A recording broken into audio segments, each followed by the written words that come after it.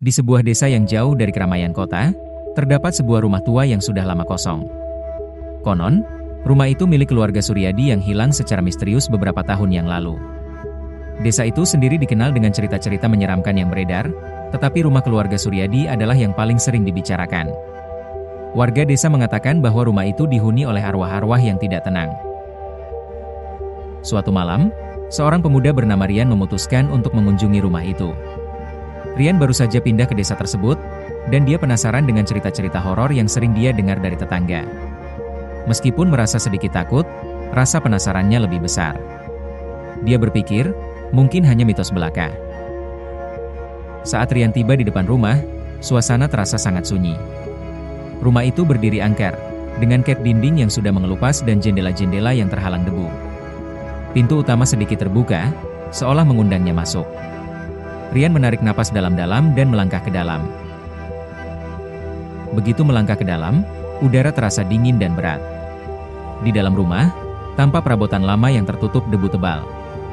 Suara langkah kaki Rian menggema di seluruh ruangan, menciptakan rasa sepi yang mencekam. Dia merasa ada yang aneh, seolah ada mata yang mengawasinya dari kegelapan. Tiba-tiba, sebuah pintu di ujung lorong terbuka dengan sendirinya. Rian merasa ada dorongan untuk masuk ke dalam, meski hatinya berdebar-debar.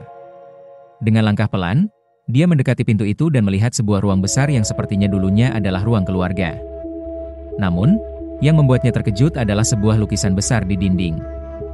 Lukisan itu menggambarkan keluarga Suryadi, namun wajah mereka terlihat kabur, seolah-olah tertutup kabut. Di bawah lukisan, ada sebuah tulisan samar yang hampir tak terbaca, namun terlihat jelas oleh Rian, "Jangan pernah kembali."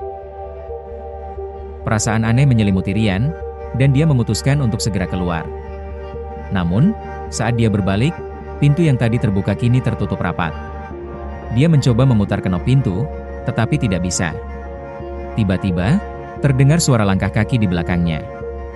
Rian menoleh, dan di sana, di ujung ruangan, dia melihat sosok seorang wanita berambut panjang dengan pakaian putih.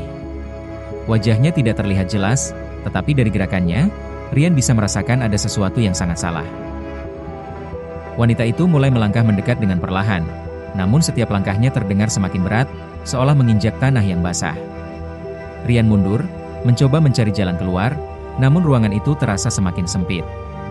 Suara bisikan mulai terdengar di telinganya, kata-kata yang tidak bisa dipahami, namun terasa sangat mengerikan. Tiba-tiba, wanita itu berhenti dan mengangkat wajahnya. Mata putih tanpa pupil menatap tajam ke arahnya. Dalam sekejap, Rian merasakan tubuhnya terikat oleh sesuatu yang tak terlihat.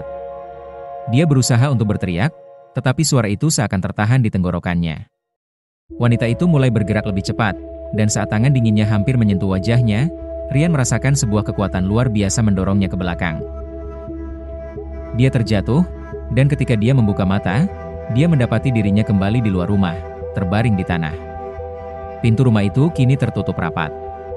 Rian berusaha bangkit, tubuhnya gemetar, namun ia merasa ada sesuatu yang mengekori, sebuah kehadiran yang tak terlihat, namun bisa dirasakannya.